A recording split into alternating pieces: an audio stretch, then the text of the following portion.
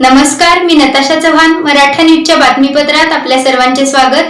ताज्या बातम्यांसाठी मराठा न्यूजला सबस्क्राईब करा आणि बेल आयकॉन प्रेस करा. भैया, मराठा समाजाकडून अनन्यता जाधव यांचं नाव चर्चेत असताना एकदमच बदल झाला. हा नेमका बदल कोणाच्या आदेशावरनं झाला होता, तुम्हाला काय वाटतं? आता जे महापौर झालेत त्यांचे घरचे आमदार आहेत ते आणि ते पालकमंत्र्याचे निकट आहेत, त्यांच्या सांगण्यावरच हे बदल तिथं निश्चित घडला असेल.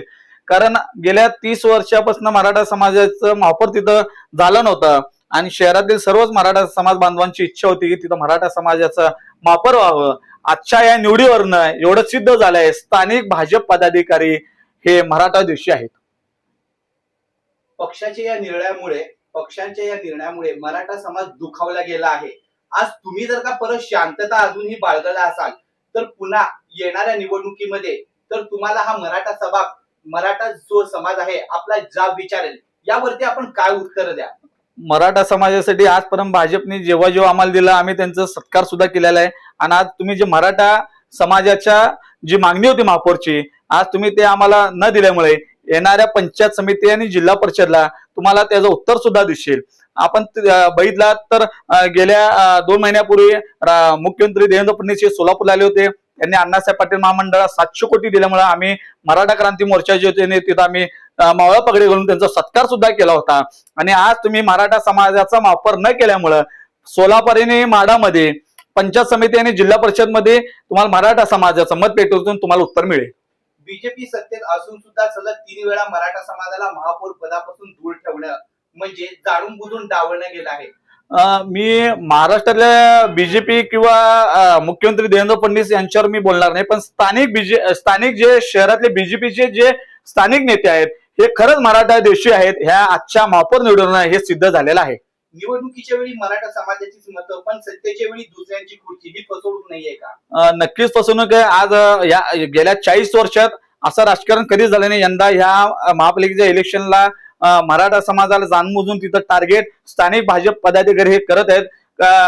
नगरसेवक तुम्ही बघितला तर आमच्या जवळचे काही सहकारी होते 12 वर्षात एक एनसी नसताना सुद्धा त्यांच्यावर पोलीस प्रशासनावर दबाव आणून त्यांना त्रास देण्याचं काम हे स्थानिक भाजपच्या लोकांनी मराठा समाजावर तिथं अन्याय करण्याचा तिथं प्रयत्न केलेला आहे.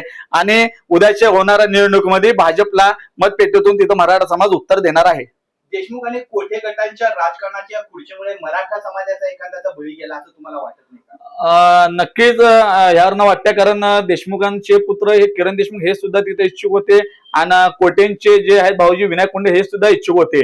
पण आमची मराठा समाजाची मागणी ह्या तिन्ही गेल्या 4 दिवसापूर्वीच आम्ही मागणी केली होती. शहर, उत्तर, मध्य, दक्षिण अक्कलकोटचे आमदार, जिल्ह्याचे पालकमंत्री यांनी मराठा समाजाचा महापौर करून आम्ही तिथं मागणी केली होती.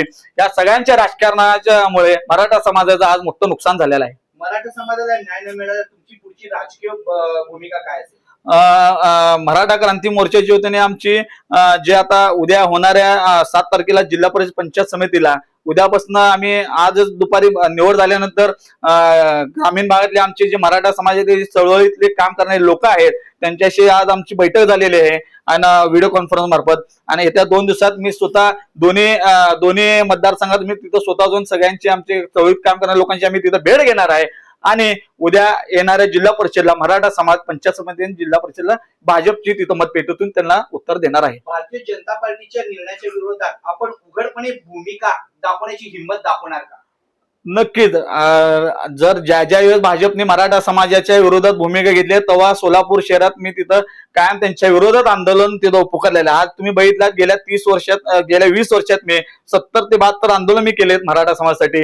आणि जिथं जिथं मराठा समाजावर अन्याय होत असेल ते मग भाजप असतील किंवा कुठलेही राजकीय पक्ष या राज्यात सत्तेत असतील त्यांच्या विरोधात मी आवाज उठवत राहणार. पुढील निवडणुकीमध्ये मराठा समाजाने बीजेपीवर विश्वास ठेवावा का? मी महाराष्ट्रात तर काय मी बोलणार नाही, पण सोलापूर शहर मध्ये जे पदाधिकारी जोपर्यंत मराठा द्वेषी आहेत त्यांच्या विरोधात मराठा समाज कायम राहणार.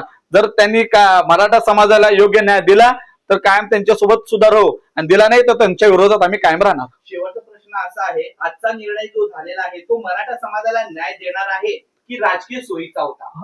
आजचा जो निर्णय झालाय, स्थानिक भाजप पदाधिकारी हे मराठा द्वेषी आहेत ह्याच्यावरनं सिद्ध झालेला आहे. आज सकाळी सोलापूरमध्ये कारभारी ग्रुप म्हणून जे महापालिकेतले सर्व नगरसेवक आमदार असतात, त्यावर सुद्धा मी सकाळी 9 वाजता पहिला मी त्यावर एक मेसेज टाकला होता की भाजप हे मराठा द्वेषी असेल तर मराठा समाजाचा महापौर करणार नाही. आणि आज सिद्ध झालेला आहे, स्थानिक भाजप पदाधिकारी हे मराठा द्वेषी आहेत आणि येणाऱ्या निवडणुकीमध्ये मराठा समाज त्यांना उत्तर देणार. आजच्या महापौर निवडीवरनं सोलापूर शहरातील स्थानिक भाजप पदाधिकारी हे मराठा द्वेषी आहेत ह्यावरनं आज सिद्ध झालेले आहे. तुम्ही बघितलात 2 महिन्यापूर्वी राज्याचे मुख्यमंत्री देवेंद्र फडणवीस सोलापूरला आल्यानंतर देवेंद्र फडणवीस साहेबांनी महामंडळाला 700 कोटी रुपये दिल्यामुळे आम्ही मराठा क्रांती मोर्चातून आम्ही तिथं देवेंद्र फडणवीस साहेब यांचा मावळा पगडी घालून तिथं सत्कार सुद्धा केला होता. गेल्या अनेक दिवसापासून जेव्हा महापालिकेचा निकाल लागल्यानंतर मराठा समाजाची एकच मागणी होती की तिथं मराठा समाजाचा महापौर करावा. कारण 1993 ला मनोहर सपाटेनंतर 32 वर्षात मराठा समाजाला एकाही पक्षाने तिथं संधी दिली नाही. पद्मशाली समाज असतील, लिंगायत समाज असतील, ब्राह्मण असतील, इतर सर्व समाजाला सर्व राजकीय पक्षांनी महापौराची तिथं संधी दिली होती. गेल्या 3 दिवसापासून आम्ही मागणी करत होतो की जर भाजप हे मराठा द्वेषी स्थानिक पदाधिकारी असतील तर महापौर निवडणार, मराठा समाज महापौर तिथं करणार आहे. आम्ही मागणी असं वारंवार सोशल मीडिया असतील तिथं आम्ही मागणी करत होतो. आज मराठा समाजाला तिथं संधी न दिल्यामुळे यावरनं सिद्ध होत आहे की सोलापूर शहरातील स्थानिक भाजप पदाधिकारी हे मराठा द्वेषी आहेत. आणि येत्या 2 दिवसात जे आता पंचायत समिती जिल्हा परिषद जे निवडणूक चालू आहे, ग्रामीण भागातले सोलापूर आणि माढा लोकसभामध्ये मराठा समाजाचे चळवळीत जे काम करतात त्यांच्यासोबत आमची आता बैठक तिथं होणार आहे. आणि येणाऱ्या जे पंचायत समिती जिल्हा परिषदला जे 7 तारखेला मतदान होणार आहे, मराठा समाजाचं तुम्ही जे महापौर केला नाही त्याचं तुम्हाला उत्तर येणाऱ्या पंचायत समिती आणि जिल्हा परिषदला मतपेटीतून तुम्हाला दिसेल. ताज्या बातम्यांसाठी मराठा न्यूजला सबस्क्राईब करा आणि बेल आयकॉन प्रेस करा.